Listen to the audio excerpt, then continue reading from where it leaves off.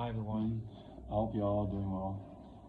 Thank you for the opportunity to describe the core component of the virtual machine and explain how I will use virtualization technology in a business setting.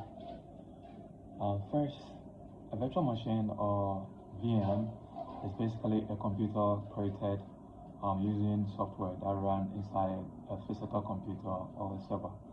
It works like a normal computer because it has its own operating system, processing power, memory, storage, and network connection.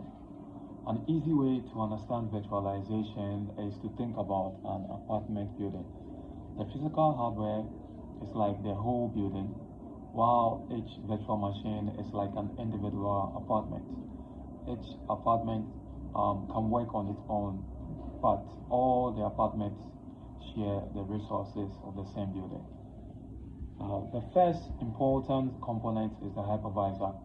The hypervisor is like the building manager. It controls the physical server and describes how much CPU, memory, storage, and network resources each virtual machine can use. This allows several virtual machines to run on the same physical server. The next component are the virtual hardware. The virtual CPU gives the VM the processing power it needs to work.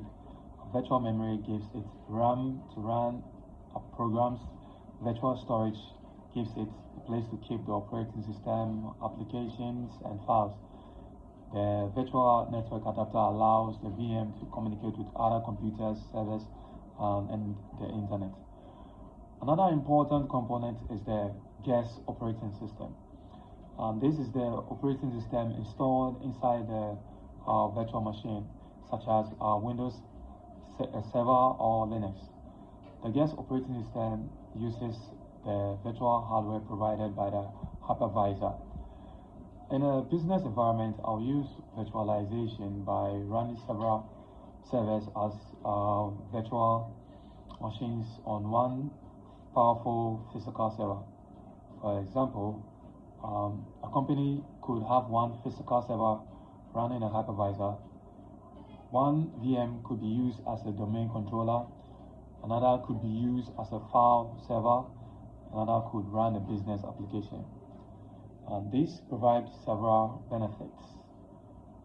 First, it can save money because a company may not need to buy as many physical servers. It can also reduce electricity and maintenance costs. Second, virtualization gives a company better use of its hardware.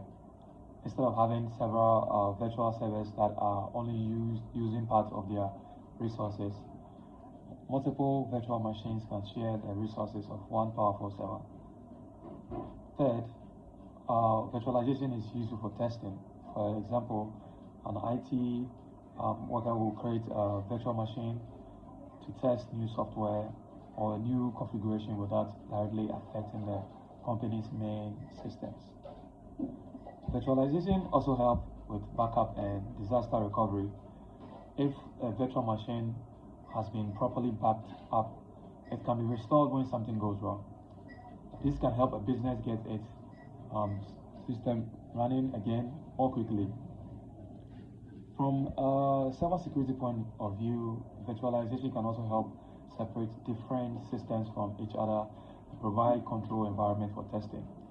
However, virtualization by itself does not make systems secure. Businesses still need proper security measures such as strong passwords, access controls, updates, backups, and monitoring.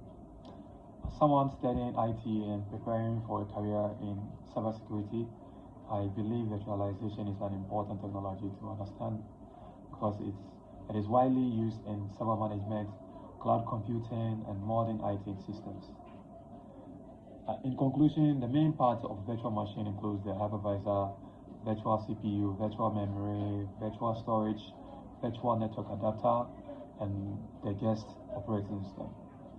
Businesses use virtualization to save money, make better use of their hardware, test systems safely, recover from problems, and build more flexible and IT environment. Thank you, and have a great day.